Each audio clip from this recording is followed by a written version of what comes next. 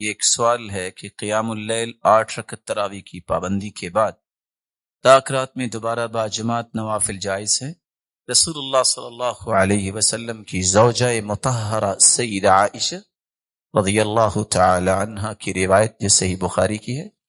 ما زاد رسول اللہ صلی اللہ علیہ وسلم فی رمضان ولا فی غیر رمضان على 11 رکعہ۔ رسول اللہ صلی اللہ علیہ وسلم نے رمضان اور غیر رمضان